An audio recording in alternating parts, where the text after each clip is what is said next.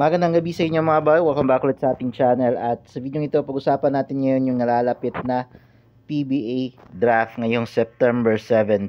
So, etong draft na to mga boys, gumawa ng record sa PBA bilang pinakamaraming players na magpapadraft ngayong PBA season, upcoming PBA season mga boy, no? 120 players lang naman yung mga nagpa-draft, gusto magpa-draft sa PBA ngayong taon na to, and marami nagsasabi na ito yung isa sa mga deepest PBA draft ng sa history ng PBA. So may mga ilang nag-beg out, okay, or nag-back out, especially si Justin Baltasar. Malaki yung posibilidad kasi na siya yung maging number 1 pick kung hindi siya nag-back out sa PBA draft.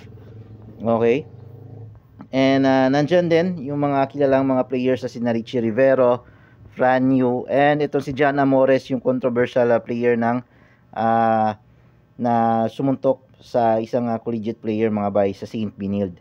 Okay, so ngayong September 17 nagaganapin yung PBA draft mga bay. So narito yung posibleng maging top picks mga bay, no? So nandyan si Rivero, Franyu, Amores. Aside sa kanila, nandyan din si Xavier Lucero.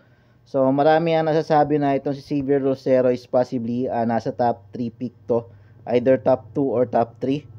Okay, nandyan si Dominic Fardo, Henry Galinato, Brandon Bates, Louis Villegas, and James Kwekoteye.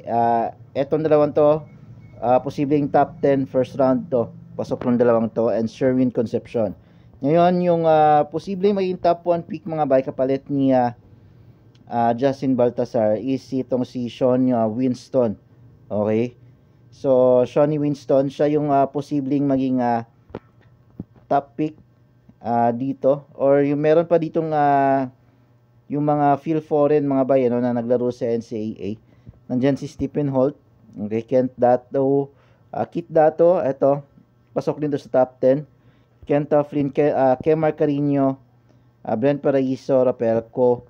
So ilan na yan sila sa mga posibleng makapasok sa top 10. Okay, nandyan din sila Joelo Mendoza, Jose Norberto Diliano, Rafi Virano, Mark Sanggalang, Franz Abuda, John Bayo, Clifford Opia, and Dami Contapay. So sobrang dami ng mga nagpa-draft ngayong season na to. So number 1 nga pala sa magda-draft na team is yung Blackwater. Number 2 yung Rain or Shine. Nandyan yung Northport, Phoenix, NLEX, and Meralco. Okay, and then Converge, sunod-sunod na yan, number 9 and number 10 Northport, Terra Firma.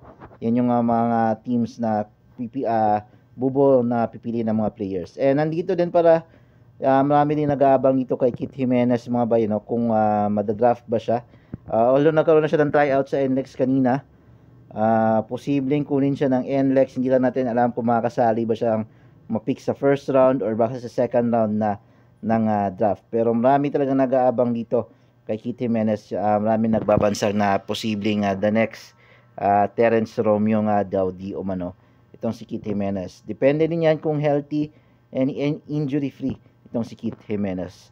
So malamang kung hindi talaga nag-injury itong si Kit Jimenez, posibleng sure top 10 to sa first round. Pero dahil nga nagkaroon ng injury, medyo mahirapang sumugal yung mga teams na kukuha kay Kit Jimenez. Pero sure ako na madadraft ng si Kit Jimenez mga bayan, no, sa PBA. So yun lang mga bayan, maraming salamat sa panonood.